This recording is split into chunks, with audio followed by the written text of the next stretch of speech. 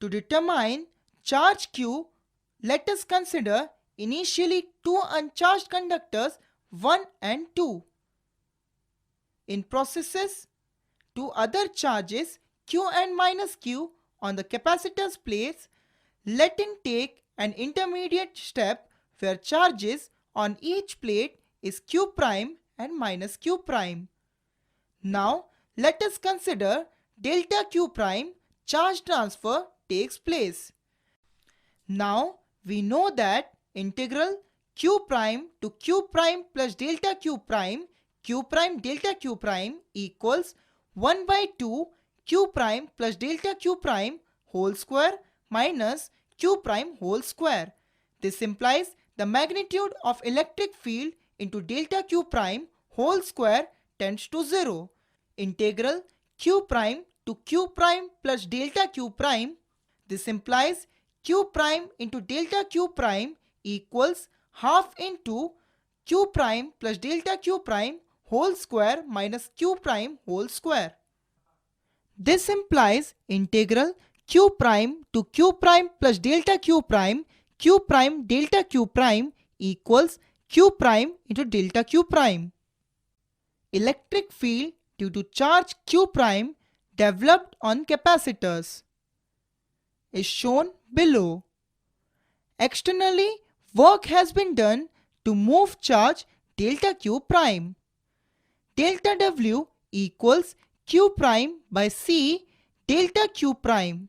Therefore, W is equal to Q into V, where W is equal to work done, Q is equal to charge, and V is equal to the potential. Now, we know that delta W equals 1 by 2C into Q prime plus delta Q prime whole square minus Q prime whole square. Therefore, summation delta W equals 1 by 2C summation Q prime plus delta Q prime whole square minus Q prime whole square. Now, we put charge Q prime is equal to 0 and minus Q prime is equal to 0. Then delta W1 equals 1 by 2C into delta Q prime whole square on simplification. Now we put delta Q prime and minus delta Q prime the charges on the capacitors. Then the work done equals delta W2 equals 1 by 2C delta Q prime plus delta Q prime whole square minus delta Q prime whole square, which implies delta W2 equals 1 by 2C into 2 delta Q prime whole square minus delta Q prime whole square. Now we put the charge 2 delta Q prime and minus 2 delta Q prime. Then delta W3 equals 1 by 2C 2 delta Q prime plus delta Q prime whole square minus 2 delta Q prime whole square. This implies delta W3 equals 1 by 2C into 3 delta Q prime whole square minus 2 delta Q prime whole square. Now we put charge Q minus 2 delta Q prime and minus of Q minus 2 delta Q prime. Then the work done delta W n minus 1 equals 1 by 2C Q minus 2 delta Q prime plus delta Q prime whole square minus Q minus 2 delta Q prime whole square. This implies delta W n minus 1 equals 1 by 2C into Q minus delta Q prime whole square minus Q minus 2 into delta Q prime whole square.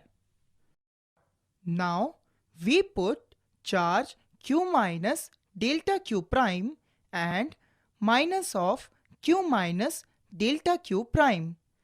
Then the work done delta Wn equals 1 by 2C multiplied by Q minus delta Q prime plus delta Q prime whole square minus q minus delta q prime whole square.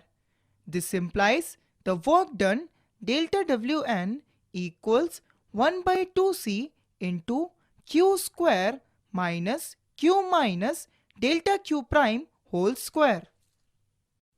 On adding all the work dones, we get delta W1 plus delta W2 plus delta W3 till delta Wn equals 1 by 2c into delta q prime whole square minus 0 plus 1 by 2c into 2 delta q prime whole square minus delta q prime whole square plus 1 by 2c 3 delta q prime whole square minus 2 delta q prime whole square plus 1 by 2c into q minus delta q prime whole square minus q minus 2 delta q prime whole square plus 1 by 2c q square minus q minus delta q prime whole square.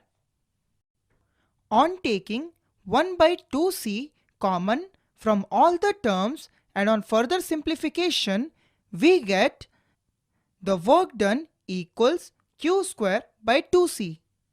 Hence, the energy stored in a capacitor is integral 0 to q dash by c dq dash, which equals q square by 2c.